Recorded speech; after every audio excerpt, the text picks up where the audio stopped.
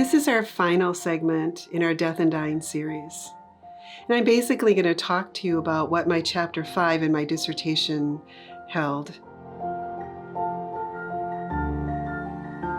In a dissertation, your last chapter is where you talk about your findings, and then you have now become an expert because you have synthesized all this material. You share with the reader the impact of your research, but you also talk about what the future could hold. You talk about how people could change to make things better based on the information they now have.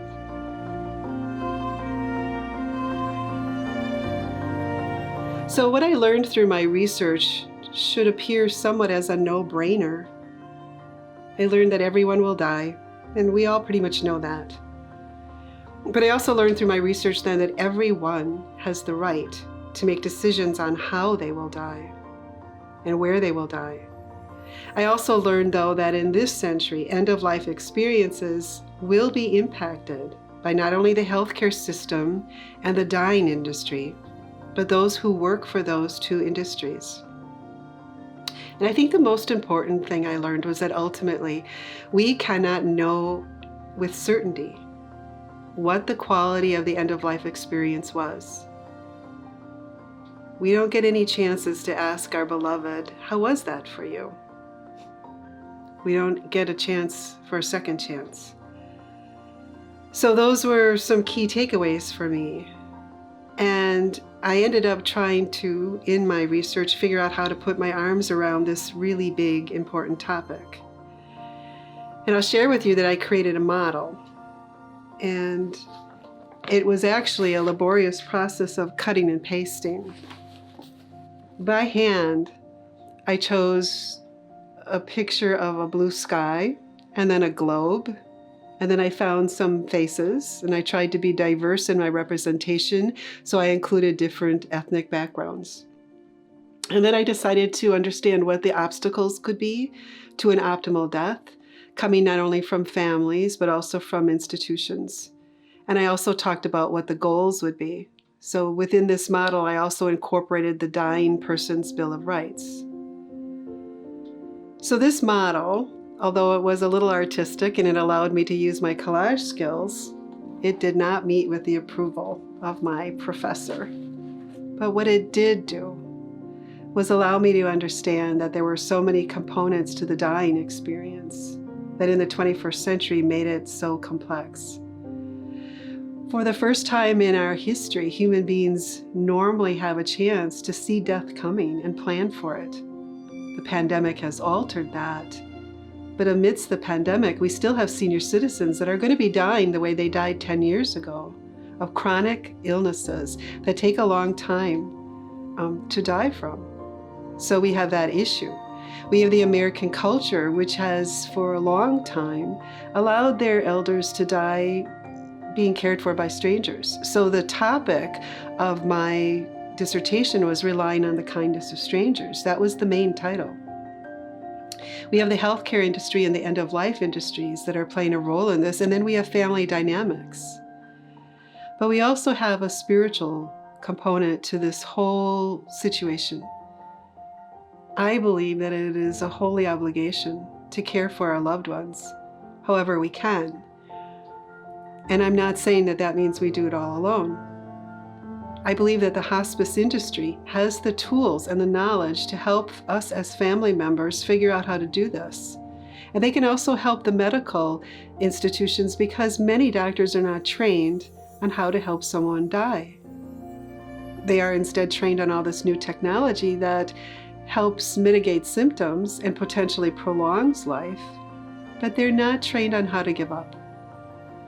So my research helped me understand that it is all of these components that are going to have to come together to be able to make death better for our elders and for anyone who's been diagnosed as terminal. After my mother died, we put together a slideshow of pictures. And the very last one, and I'll show it to you from my book, the very last one was a picture of me and my beloved dog Sammy at the hospice while my mother was actively dying. And my cousin Fred was in charge of making the pictures what I would call pretty. And what he did surprised many of us because he added some other components to this picture. He added a border with designs. He added stuffed animals, or animated animals, I could say, and he added flowers. And at the top corner, he added a heart with the year of my mother's death and a bow. I took my dog with me to the hospice for, I think, 45 days. And so the dog, my beloved best friend dog, was a big part of my mother's dying experience. But I really wish there would have been other people with me. I wish there would have been siblings, or my husband could have come more often, or other friends. I wish it would have not felt so lonely. And I wish I would have known more about dying. And I wish I would have thought about dying as a gift and not as a sad challenge to get through and to survive. But I wish I would have understood it so much better. We have no option in whether or not we're going to die. We are going to die. And, there's a saying that when our number's up, our number's up. What we do have control over, though, is how we will die. I learned throughout the process of research that most experts think that we know when we are dying. We know when our body is starting to shut down. And I didn't know this at the time, but one morning my mother opened my hand and gave me all of her jewelry.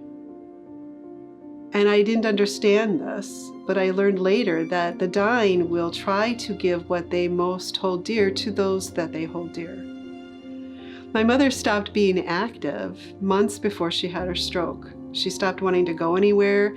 She also stopped eating a lot of food or drinking a lot of water. My mother knew, I think, that her body was slowing down, but she didn't have the way to communicate that to me because we never talked about it.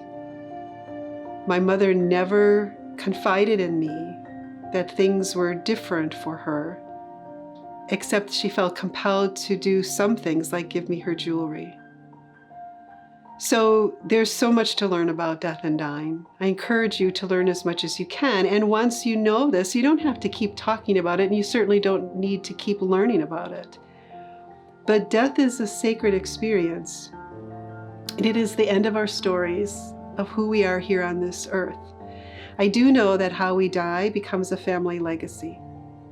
The legacy that my mother left me is filled with sadness, but it's also filled with joy because eventually I learned what I needed to do to help her to die.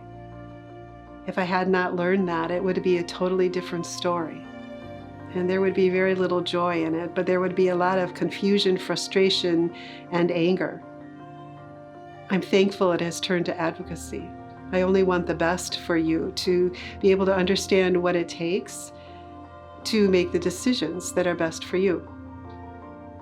I encourage you to have this conversation.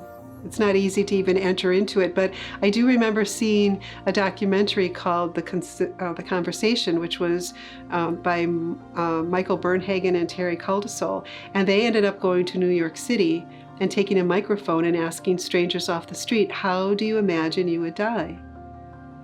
Not one of them said in a hospital. Not one of them said in a hospice or a nursing home. They all said, I would like to be in a peaceful place surrounded by those I love. And so please remember that when you think about your loved ones. And do it for them and do it for yourself. Dying is a sacred experience. We're meant to experience it and not have strangers take all the responsibility and not be participants from the hallways. We're meant to be right in there with our hands and hearts and our minds. So I hope this information is of value to you. I hope it encourages you to have the conversation. And if you need any help in doing so, please contact me. Thank you so much. It's been a privilege to share this. Bye.